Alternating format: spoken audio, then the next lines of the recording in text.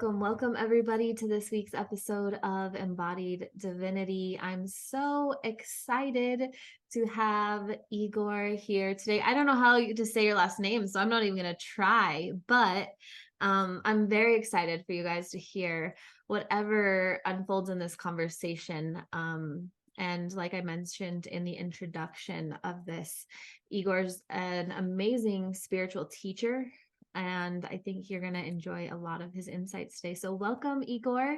I would love for you to just introduce yourself to my audience and maybe let us know how you got to where you currently are today. Okay, thank you. Thank you for having me on. So in terms of my last name, even I struggle to say it sometimes. It's a doozy, that one. Something like Vasilevitsky. And if you add my middle name, man, that's even worse. It's Igor Vasilevitsky. So Wow. yes. So how did I get here? Well, I started my professional career in IT, and yeah, I hated it. I hated it. I managed to stick through 5 years, and then I was like, all right, this is really not me. What am I gonna do? And then I quit that, and I just went backpacking. I went backpacking in South America and Asia, and did just that popular thing, the eat, pray, love kind of experience. And but through that, I just found myself gravitating towards the direction of everything to do with healing, and quite naturally too with people. Um, and I was just lost in when I was in that zone of connecting to someone and really guiding them. And I was like, this is an amazing experience where it's like I'm lost in that to myself, but I'm also found at the same time. And so I just followed the rabbit down the rabbit hole, really. And then I studied transpersonal psychology and a bunch of other things, because I was looking to bridge the sacred and the spiritual and the psychotherapeutic. Yeah, I began my practice, and that was where I went 2023. I don't know, 15 years ago, something like that. And I've been writing a lot, as you know, and that's how I believe that you and I connected, just through my writings. So I have a following online, and I write things that are I would say very connected to the sacred dimension of experiencing, as well as the therapeutic, the healing aspects, which to me it's really one and the same. And I have a practice where I see clients one-on-one. Most of them are all around the world. There's maybe one or two in Melbourne, Australia, where I live. I see couples sometimes as well, which is a really beautiful kind of work to be helping people connect and love and connect deeper. Yeah, so that's probably where I'm going to end my little monologue and introduction of self. So why the healing path? I know so many people who have been on this show, and for me personally, there's been sort of a catalyst for us to dive into healing, some sort of human experience that has really awakened us to this spiritual healing, this all the psychotherapy and the work with other people. Was there something like that for you? I mean, I did have a relationship that kind of that broke down, and that threw me into, probably I would say in retrospect, depression. And then yeah, I started looking outside my little bubble of what I was born into, and the cultural context and the indoctrination, um, and started to see new things outside of that. So that was probably the catalyst to start searching, but I didn't have any kind of like massive awakening that was just like some people do, that maybe completely change paths. It was more incremental, I would say. Cool.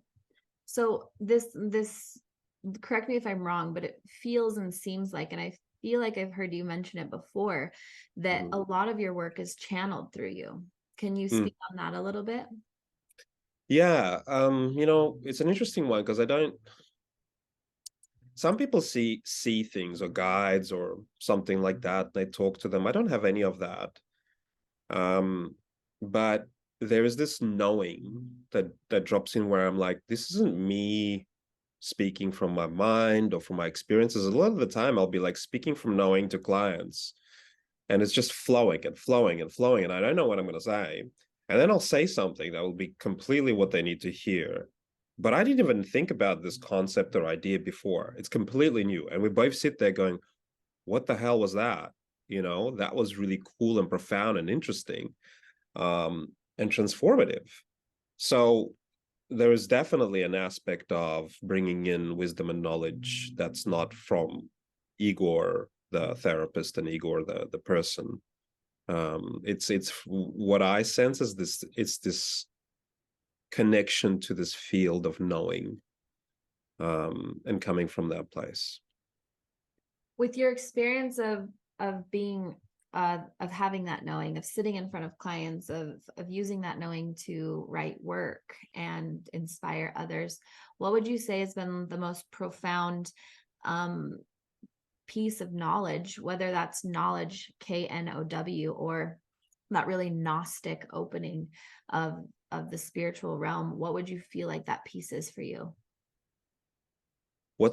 Sorry, I'm trying to understand the question. So what's the most profound piece of knowing that's come through me? Is that what you're asking? Sure. Oof, I really couldn't say. To me, anything that comes through that way is so exciting. It's so inspiring. And that's why for me, a huge piece of what I am doing is, yes, I'm working with people, but a lot of it for me is being, I guess, in the messenger archetype, because I just get so much of it during the day. I could sit there and constantly write. And it's like, how sometimes I'll just almost flood the day of Facebook is like post after post after post.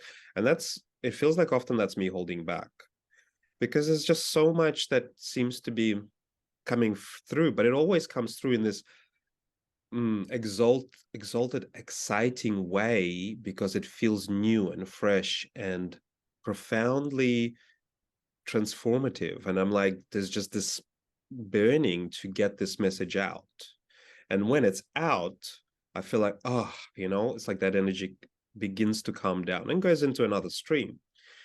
So I had this really interesting experience the other day on the weekend where I went to this Russian event.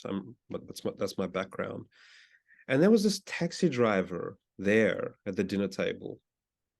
And he looked at me and he just started talking to me. And, he's like 60 years old, this Russian dude. And I would have never have thought. And all of a sudden he's channeling, and there's this channel that opens up between us. And I'm telling him things he needs to know. And he's telling me things that are very see-through about me. And one of the things that he said was like, you're really here to bring a change of system from a certain level to another level. And that made really a lot of sense to me, because all the stuff I get is like, it's reframing or deepening or expanding current frameworks and paradigms that we are all in. So for me, there's been a lot of connection between, let's say, the psychotherapeutic realm and into the sacred realm and into the soul and into the archetypal and into and back into the behavioral and up to the theological. And it's like there's a lot of kind of deepening of these frameworks that has been coming through me. So in answer to your question, I don't have one piece. They all feel like equally burning urgency of importance to get out there. So I couldn't possibly kind of rank them in that way, if that makes sense. Totally. Yeah. And I have two questions. I'll Yeah. ask them one at a time, though. The first Wait. question, Can you ask them together at the same time? That would be really cool. no. Okay. Number one, can you give us a little bit of insight into your process? Like, I don't imagine you're just sitting around all day waiting to type these messages. Like, what does that look like and feel like? And how do you produce so much? I know it comes through you, but that also, I mean, I know for me with two kids, and I do consider myself a channel, I get these messages, but I can't always sit down and write them out, but you seem to have this really beautiful flow. So what is your process? What does that look like for you? I'm very blessed with the support that I have. I mean, I am a father, as you know, and I do have a son, but I have him 1 week every 3 weeks. And so that obviously is less time when I'm with him to write. But otherwise, at the moment I used to live up in the Gold Coast, and now I live back in Melbourne, and I've moved down here only, I don't know what it is, 6 months ago or something. So I am staying with my family. And so a lot of these other things are provided for. It's a Russian Jewish household, so the fridge is always full. It's always food.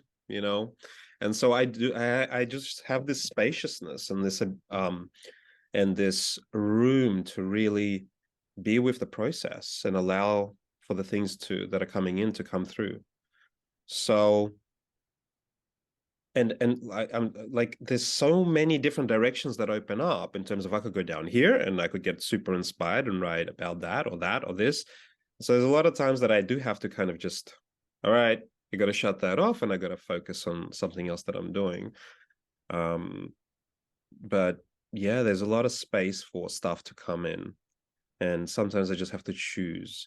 A lot of times it's with a client. After the client, I'm like, whoa, that was inspirational, that was deep. And I asked the client, can I share this? Not personal, but it's like there is a theme there that is archetypal, because it seems like I'm able to take things through to the deepest core that's common to all of us, right? So somebody that comes in and on a surface level, they may have a neurotic behavior that they're trying to shift. And I tend to be able to follow that through to the human core underlying archetypal thing that drives us all. That's why people seem to resonate and connect to my work, because it's so common. I mean, one of the messages I get almost on a daily basis in my inbox is like, how are you reading my mind, or how are you reading my soul, or get out of my dreams, or was that about me? Was that about me, Igor? I saw you a year ago and you're talking exactly about the things that was there. And I've written posts about this, that it's never about anyone, but it's about everyone at the same time. I can relate to every single one of those things, so yeah.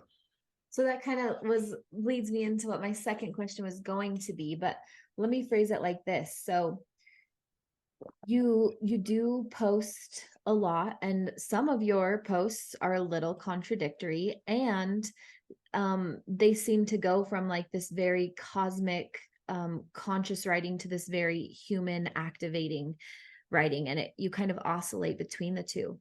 And so two things that come to mind with this question: number one, do you feel like you relate to everything you write? And number two, do you feel like you've fully embodied everything you write about? Okay. Yes, so I embody things, and that's both a curse and a gift, because it's like, in order to talk so knowingly about things, I tend to, for some reason, really deeply immerse myself in these things.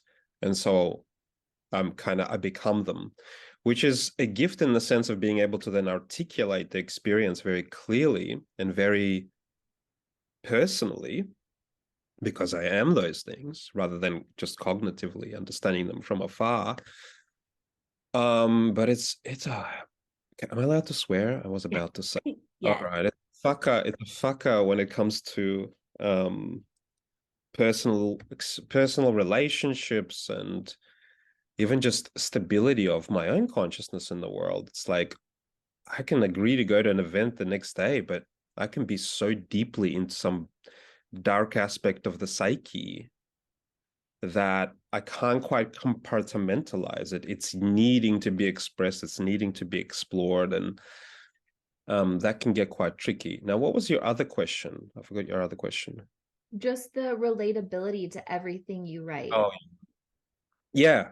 So because of that, it feels that uh, I can relate. It's just I'm moving through the human experience. And then I'm, potentially connecting into other dimensionalities of experience. And so it's more than relate to, I've become it, you know?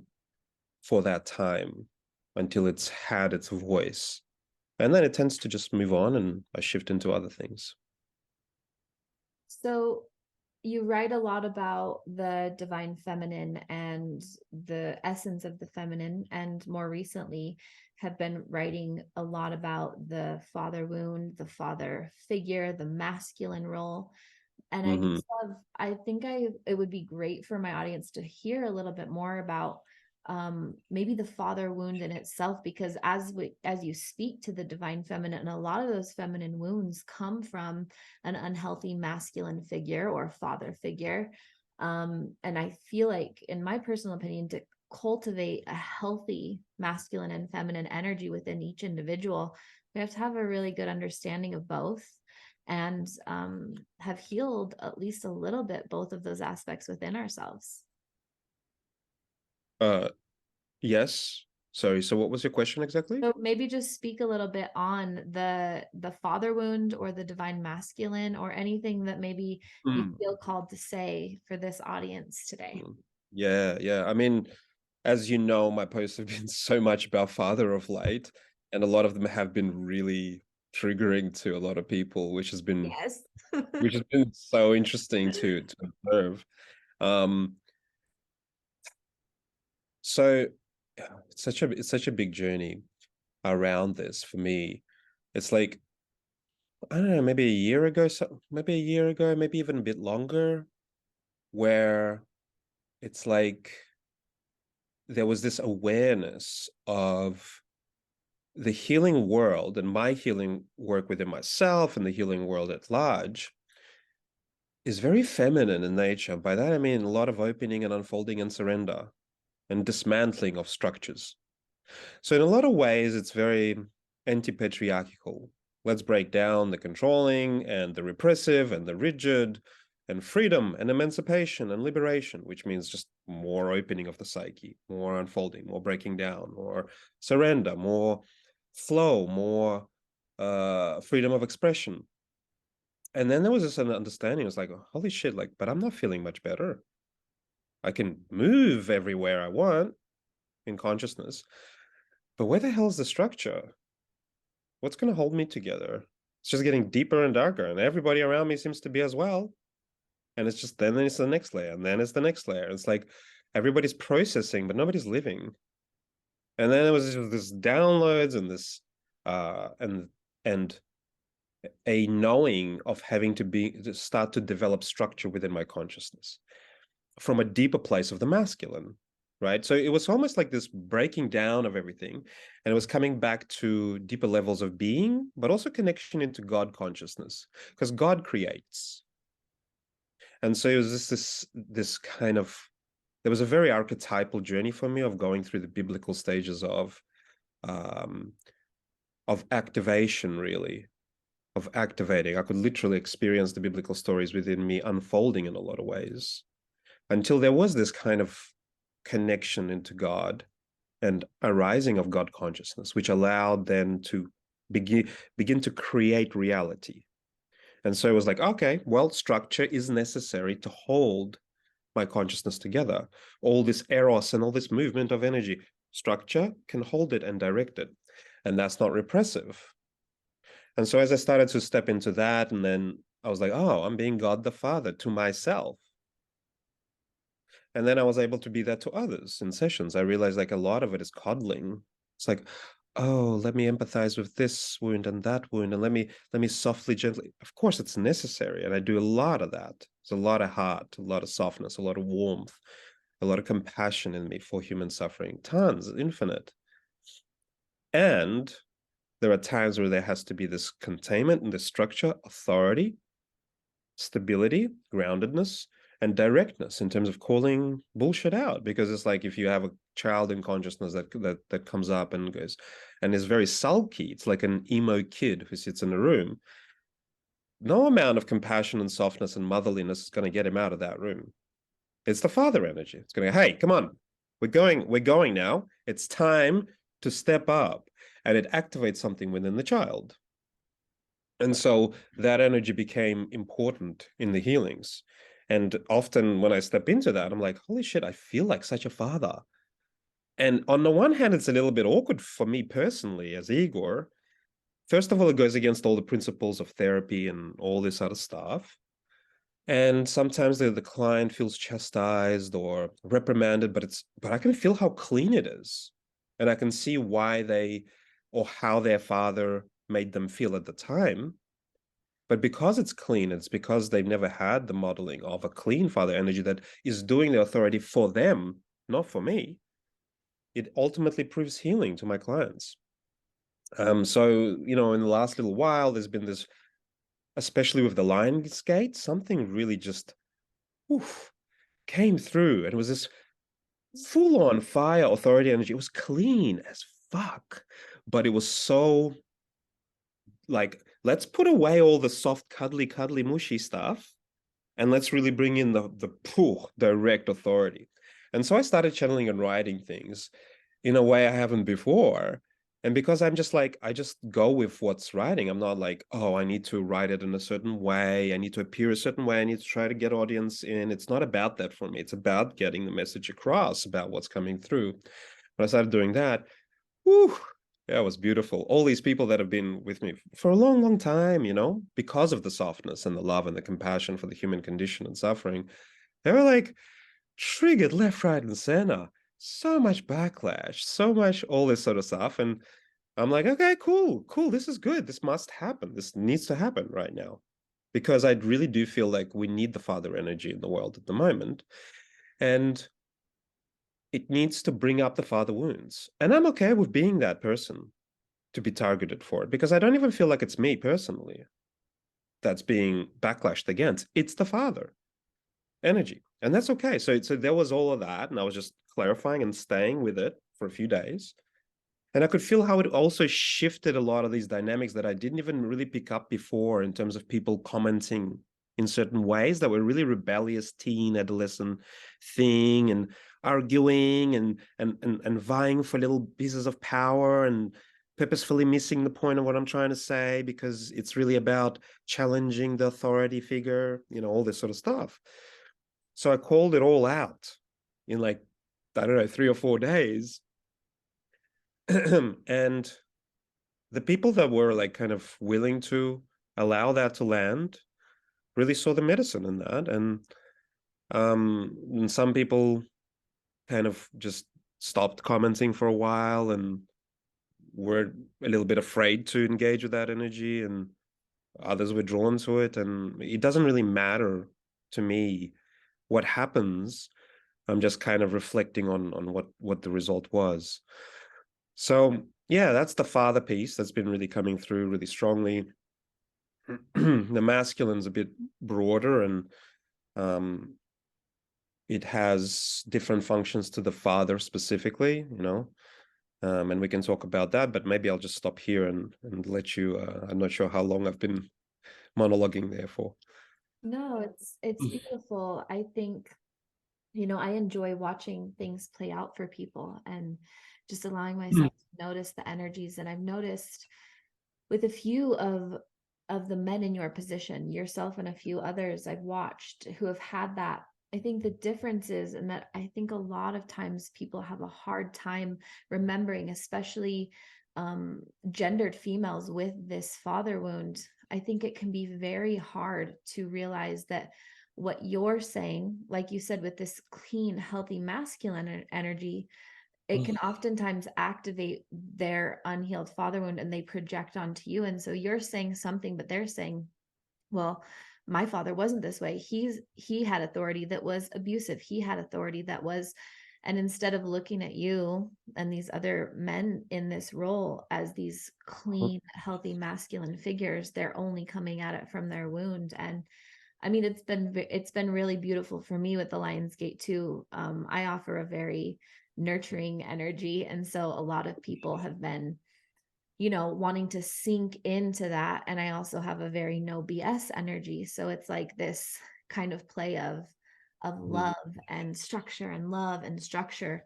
And so I see what you're saying, and I also see, the ways it definitely does activate people. But I also feel like we're living in a time where we're done pussyfooting, for lack of a better word, around these wounds. And instead we're saying, We know it's there.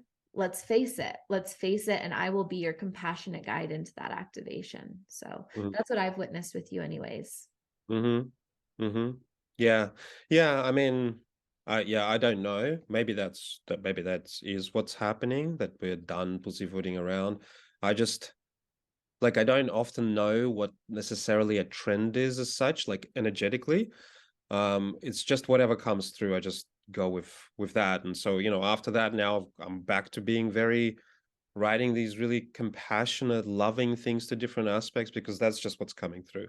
And at any moment it could change, and I can be like, oh, okay, I'm seeing that shadow that needs this, and then all of a sudden that fire comes back. But it's always medicinal, it's never personal. It's not egoic, and when it is, I've caught that.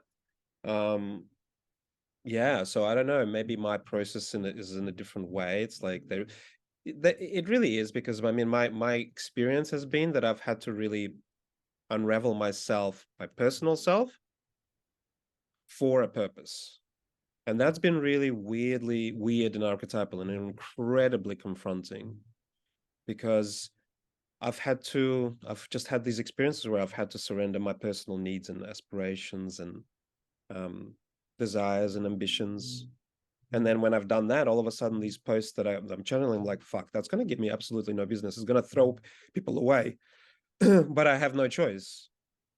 And that's okay. That is really what's being asked of me now. There's less and less in the way of that coming through. So there's something incredibly freeing about that.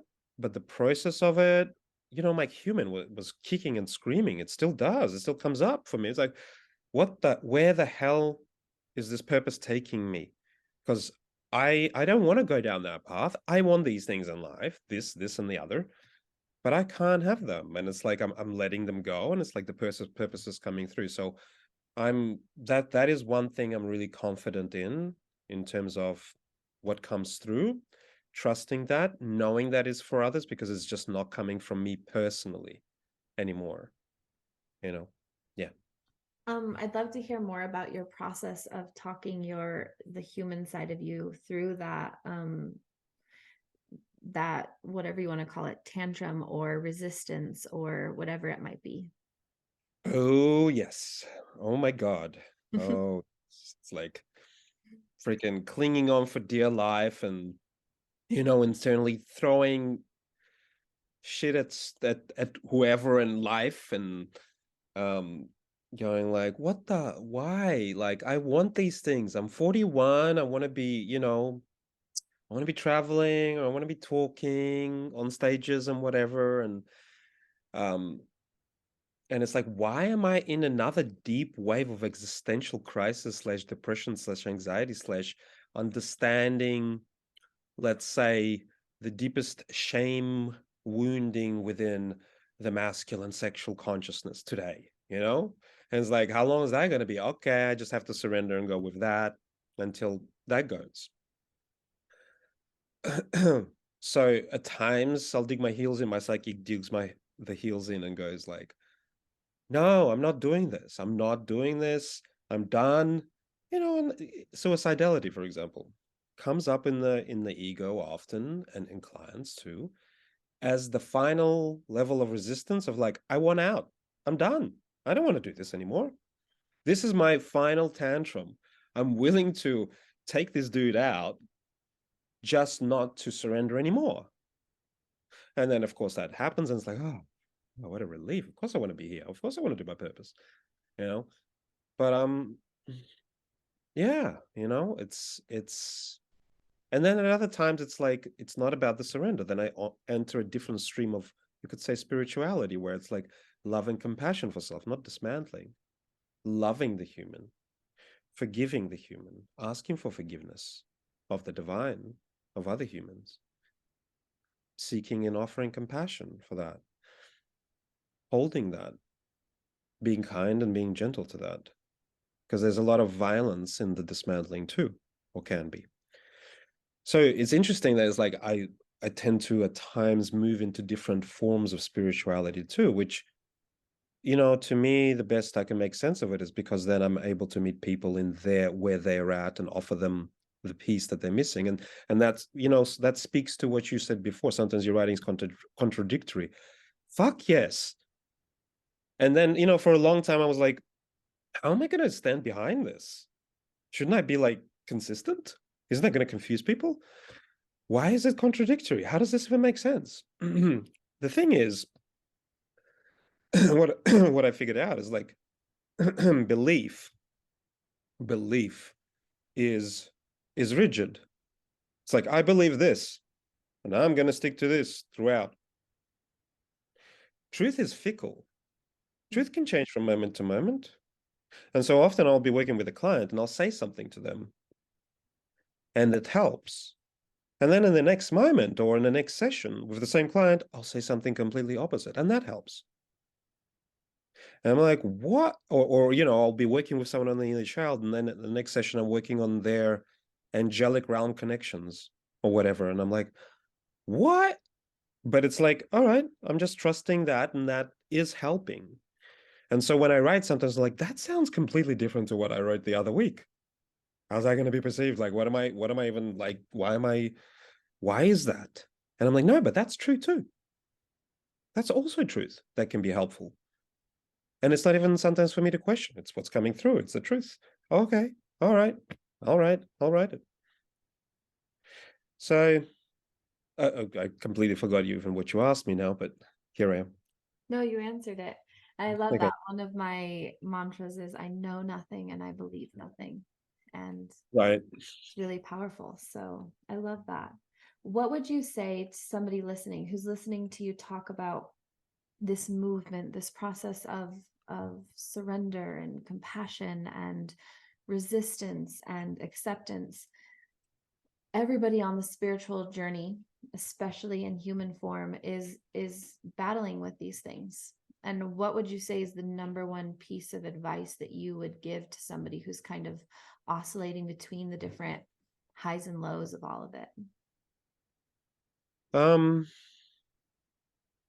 So like, you mean someone on a spiritual journey that's moving through different experiences of unraveling? Is that what you mean? Yeah, and maybe feeling the ego cling and the attachment just kind of suffocating and Yeah, well, I mean, I think it's different at different times, and it's different for every person. Um, Sometimes it is about that trust and that surrender piece and that faith, and trust and faith are a little bit different. Um, at other times it's about honoring and allowing yourself to hold on and being gentle and supportive to that. And at other times it's about going, well, why aren't I seeking help to hold on or to let go? And sometimes it's about, am I holding on too much to other people's help? And I need to let that go. And sometimes it's about connecting to your ancestors for help. And sometimes it's about stopping the collapsing and the unfolding and stepping onto the island in the stream that you're grasping onto, realizing that that's where you have to be for a while and ground there in a structured way. It so depends. It's so individual and unique.